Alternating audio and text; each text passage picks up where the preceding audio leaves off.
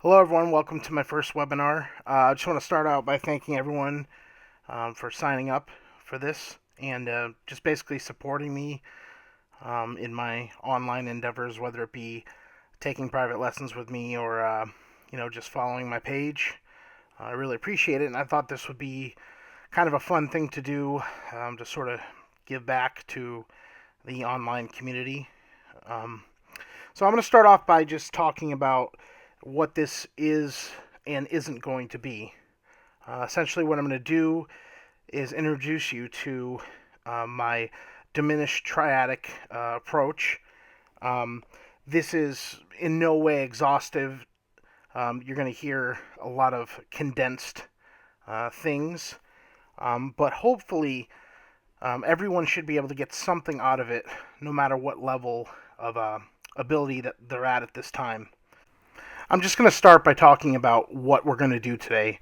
I'm going to do a brief overview of the diminished scale, which hopefully most of you are already familiar with. But for those that are not, this will point you in the direction that you need to go in order to really get a handle on the main thesis that I'm going to put forward today. Now, if you get into this thing and you kind of think to yourself, okay, I'm not ready for this, I would still encourage you to follow the webinar because it's always been my experience that when I've been in a learning situation where I'm not really grasping what's going on, I sometimes look back and say, well, I collected this information and I was really able to apply it later on in my development. And hopefully some of you will have that experience. Okay, so after we review the diminished scale, I'm going to introduce you to the Diminished Triadic matrix, which is the basis of my concept here. Then we're going to take that concept and just apply it to one dominant 7 chord because I really like to work in a micro way before I work in a macro way. So, meaning I like to just take one harmonic foundation and sort of apply it to that before I go into, a whole tune.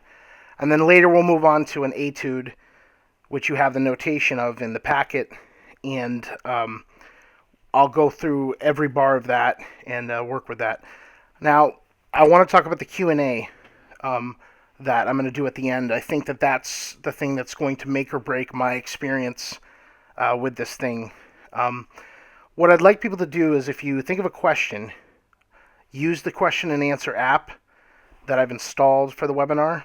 And then as I'm going, I will sort of take an inventory of the questions, and at the end, we can sort of interact dealing with that. Okay, so hopefully everybody's downloaded the packet for this webinar. What I've done in the diminished scale review section is basically go over just the basic usages of the diminished scale. And what I outline here is just the basic theory of the diminished scale. The diminished scale is essentially an 8-tone symmetrical scale. It's built by a series of whole steps and half steps. And each scale contains 3 other diminished scales. So for every diminished scale that you learn, you're actually learning 4 scales. It's just contingent upon what root you start on. So, for example, I outlined the C diminished scale in the first series of boxes there. You could see the relationship that the notes have in respect to a diminished 7th chord. So it's root, 9th, flat 3, 11, flat 5, sharp 5, 13, and 7. And you can just see it's, whole step, half step, whole step, half step, whole step, half step, whole step. Now, I want to point out too, some people teach what's called a half whole diminished and a whole half. I find this to be really superfluous. I only teach the whole half diminished scale, and I'll tell you why in a minute. But what I want you to figure out, if you haven't already, if you look at the black boxes, those are the roots of the diminished grouping. So the C diminished is actually the E flat diminished scale, the G flat diminished scale, and the A diminished scale. Okay? Now, this example I'm giving of these first three boxes is basically the diminished scale as applied over a diminished seventh chord. What I move on to, and what I think is more relevant to our discussion and to the discussion of most, funk jazz players, would be the diminished scale applied over a dominant seventh. Okay, in this case, you play the diminished scale up a half step, and that's going to give you a ton of tension. So, the example I give here is the C diminished scale played over a B seventh. B seventh, of course, being B, D sharp, F sharp, A. And then if you play the C diminished scale a half step above, right, this gives you flat 9, sharp 9, 3, sharp 11, 5, 13, flat 7th, and then the root. Now, if you ever hear the terminology half whole diminished scale, it's just the same scale starting at the B and then playing through in succession, just like I have laid out here. I just tell my students, just play the diminished scale, half whole technically, up a half step.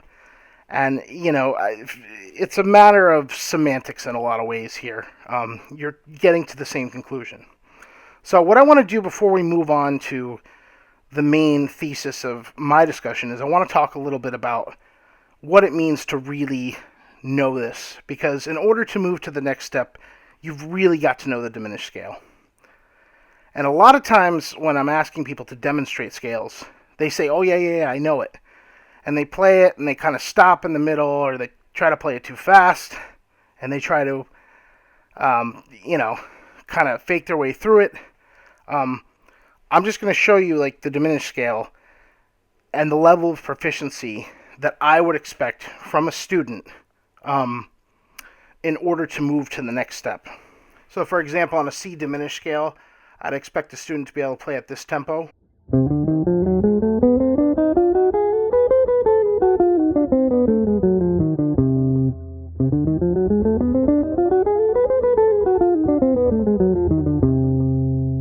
Next position.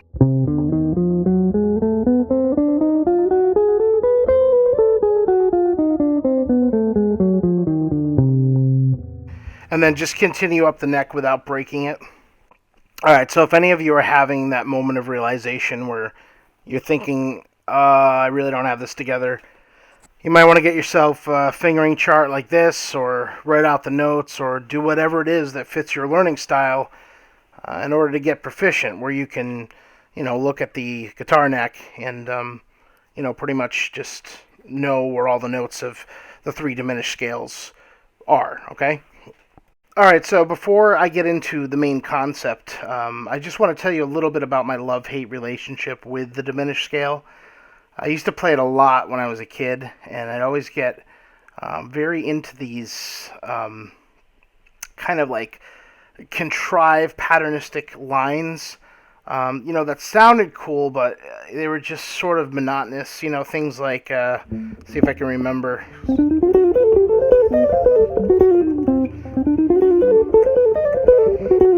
Yeah, things like that.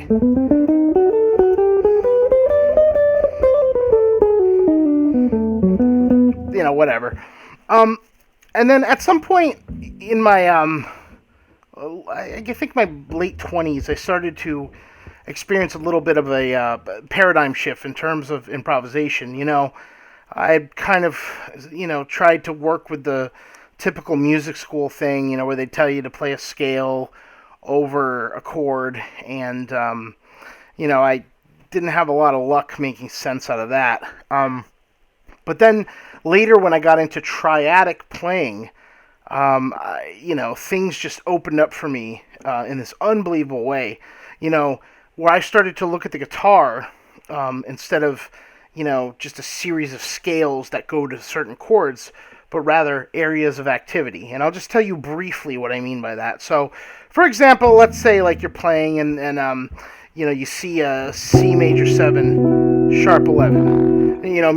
Academic theory tells you play this.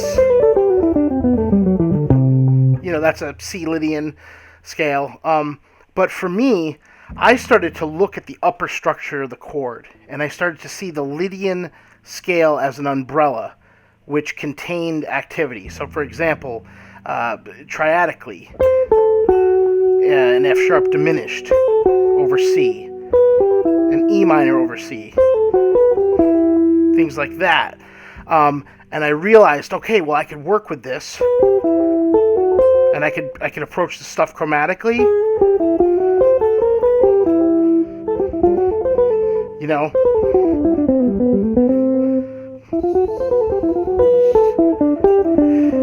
things like that. And then I realized every, bit of work that I do with one triad, I can apply to multiple chords, and then, my whole concept opened up after that. Well, about a year and a half or 2 years ago, I started thinking about the diminished scale and just thinking, I always work with altered dominants in respect to the melodic minor. And I've sort of abandoned the diminished scale for some time. And so I sat down and I said, okay, what can I do? Like, how can I codify something that would apply to my new language based on the diminished scale? And that's when I discovered this. All right, so what you're looking at here is essentially every triad that's contained within each diminished scale. So if you look on the left-hand side, where you see C, D flat, and D very big, those are the three scales chromatically, and then the black cells that correspond going across are the other roots of those scales. So once again, C, E flat, G flat, A is really the same scale.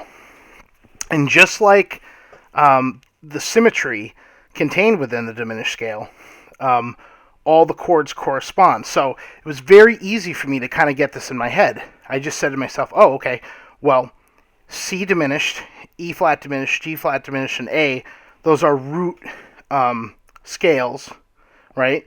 And each one of those roots contains a diminished triad. And then the notes in between, just looking at the first one, for example, D, F, A flat, because that's what we're going to work with, those contain diminished, minor, major, right?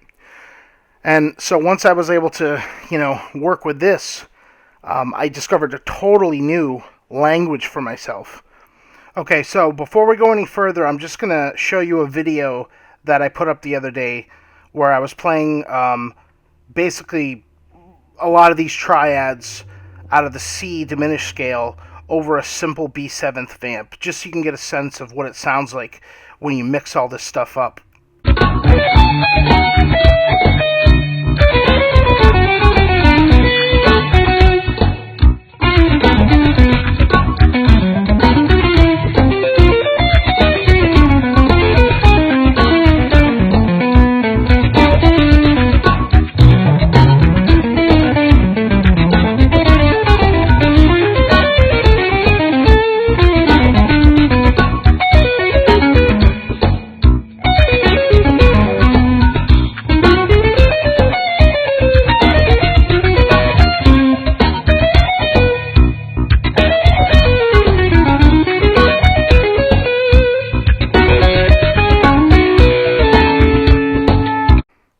Okay, so turn to this page in your packet. This is really where you're going to start to work from. As you can see, this chart, it looks a little bit dense, but if you take a close look at it, it's actually pretty simple. What I've done is I've taken all the triads from the matrix and laid them out. So, for example, like I put C diminished in the first cell, and then the rest of the cells just relate those notes to that triad.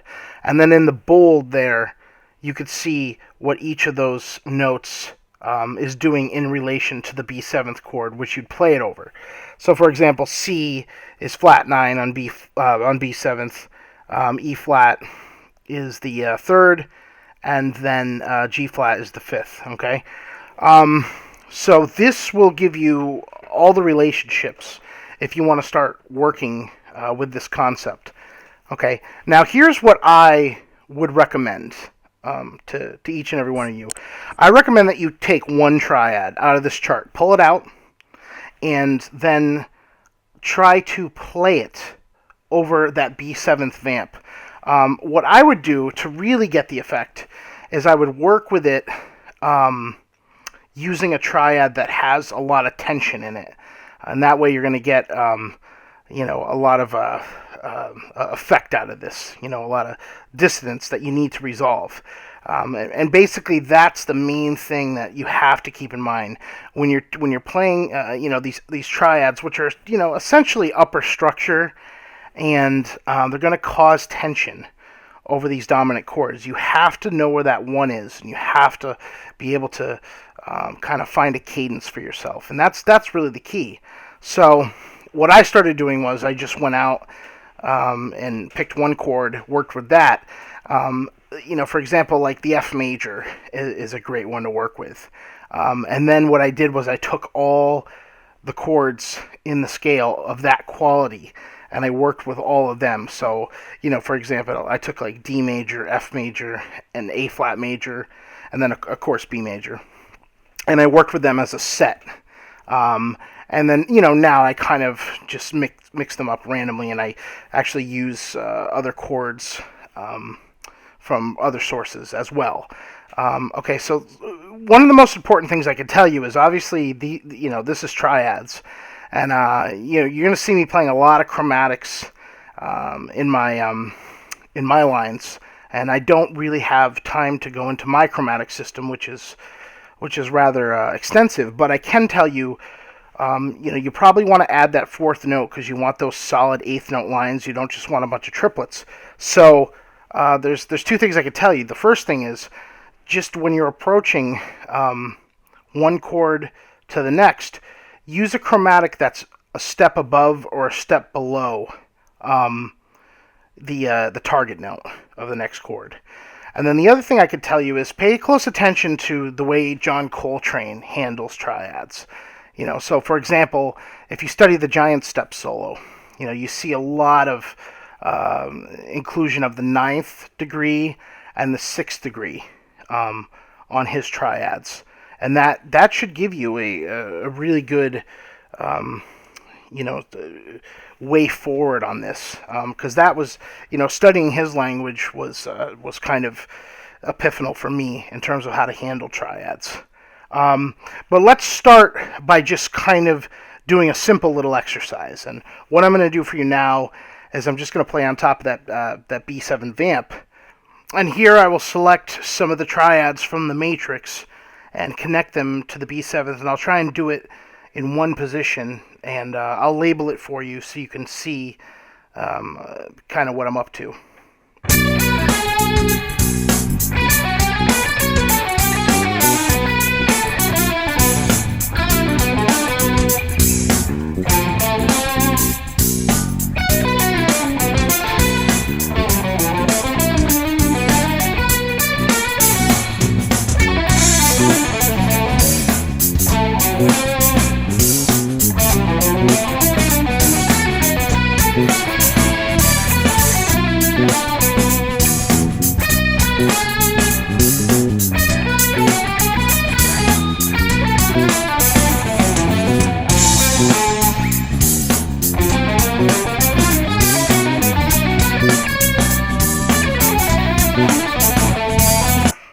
Okay, so now that we've looked at this concept on a micro level, meaning just dealing with one chord, I want to start to look at this in sort of a straight-ahead jazz context.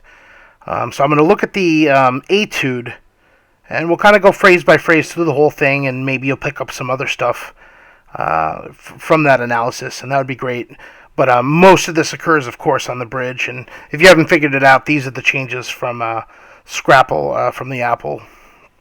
But first I'm going to play the etude for you, and then we'll talk about it.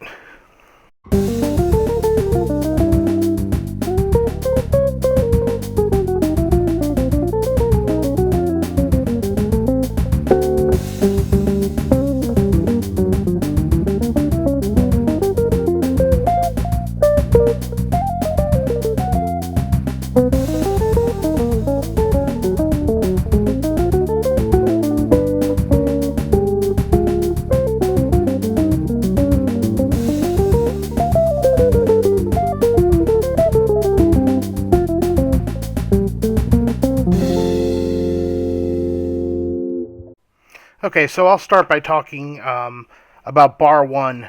As you can see, I label the triadic thinking throughout the etude, so I'd like you to pay close attention to that as we go through this. I start out with a very Pat Martino esque lick here. It's very straightforward, a G minor lick. But then I go into an upper structure over the C seventh there, and that's the E diminished. You may not recognize it as such initially, because if you look, the target tone there is the E natural, and I play one chromatic above the F and then two below. Throughout the course of my book, and hopefully for most of this etude, I try to purposefully use accidentals in a way that signifies movement chromatically. So if I'm moving towards a tone from below, I try to sharp everything, and then if I'm moving from above, I try to flat it. So that's one thing I want you to keep in mind as we go through this. The rest of the first four bars fairly straight ahead, just a G minor type of a concept there. Then it gets interesting when we move into bar 5. This is where you'll see a lot of chromatic use. I'm just outlining a simple F major triad there over the F major, but you may not notice it because of the accidentals. And what I do here is I play two above the F and then two below with a pickup note in front of it. So if you look at that line very carefully, you'll see two chromatics above and two below, and then I kind of just descend through the rest of the F major. And I do this a lot. Okay, and then when we go into the next bar, the B flat major 7th, very straightforward upper structure movement in that triplet. Very Charlie Parker-esque, I would say. Then to the 9th, to the root. And then I start to deal with that B diminished chord there. And ironically enough, all my ranting and raving about the diminished scale, and I play a side slip pentatonic there, which doesn't relate to any diminished chord. But, that is simply what I played, and I kind of improvise these etudes and then write them down after. So if I had been a little more calculating in it, I would have tried to play something from the diminished scale. Anyway, moving on, F major, we've got the same kind of thing going on as before. Very Charlie Parker-esque lick here. Just chromatic approaches to the 5th. One above, two below, approaching the 3rd, which overlaps into the A minor. And then you have that nice F sharp diminished, which is the upper structure over the D7th there. So that's a pretty nice voicing there to catalog. Okay, moving on here to the second A section. I just start out very simple G minor blues scale, basically the first and second bars. I think that's kind of all I'm referencing. E diminished triad over the G minor here. Again, what I'm doing is one above the root, two below, and then I descend through the E diminished triad, and I actually do put the flat 7th in there on top, but I'm thinking triadically, to be quite honest. And then here, this has got to be one of the most disgusting fingerings I've ever improvised. Here I play the D flat diminished triad over the C 7th, and then I lunge basically over to that B natural. Now I'm going to tell you a little secret. If you really watched this webinar and didn't just take the tab and download it, that tablature there is actually wrong. It says 4th position for that B natural. I actually go up to like 8th position, hit that B natural, descend by rolling my first finger through the E flat triad, and then up to the 11th with the B flat, and then I use fingers 3, 2, and 1 descending in that 10th position over that F major, and roll my fingers over the C and the F on the top. All right, so you're only going to get that knowledge if you watch the webinar. And I apologize profusely for the absurdity of this passage here. Okay, so moving on to the bridge, which is the meat and potatoes, I think, of the whole deal, to be quite honest. We're approaching dominant land, and I imagine most of you, when you're going to try some of these concepts, are going to end up, working on like a rhythm changes or something like that when you first want to apply these concepts. Okay, so here I start off with the C minor triad, which is like my go-to on a dominant 7 to alter it, like up a minor third, with a pentatonic or a triad or something like that. As you can see, I descend down an E flat, which is like the same thing. It's like its relative major. Then I want to be tonal at certain points during these lines, because I think it sounds best when you weave in and out of things. So I go into just a straight, A major triad there. And then I go into a G flat major, very Coltrane-esque thing here. So all this really is coming out of the B flat diminished. Okay, so then I go into the D7th. And what I want to point out here is, ironically enough, the scale which fits over the D7th, the E flat diminished, is the same scale as the C, which we've been working on over the B7th. So this is exactly what I'm talking about. Everything that I worked on with the B7th now applies to the D7th. The only thing you need to adjust is your mentality and your thinking about where the root is and the relationships. But in terms of areas of activity, like I said, same areas of activity. So there's nothing shocking here for any of you. A flat major, G flat diminished line. And then I go into this G7th, which I probably should have planned a little better. But like I said, I actually improvised this entire bridge, and I didn't want to punch anything. So what we end up with is some pretty cool little intervallic things that I use. I'm really landing on that flat 9 there. Now, C7th. This is where I do something that I almost never do. I start off with the F sharp diminished, which is, one of the most dissonant triads I think you could play. And then I play an F major triad, which, ironically enough, comes out of the Mixolydian mode. And if you know anything about me, you know that I sort of rail against Mixolydian. I think it's like the worst sounding scale ever. But it does kind of fit with my schematic here in the sense that, you got something very vanilla in the middle of two pretty intense upper structure style triads. So, for instance, the E flat minor, again, is that thing that I love to do, working from a minor third above. But the intervallic combinations here are a little bit wide, and so it gives it more of a boost there.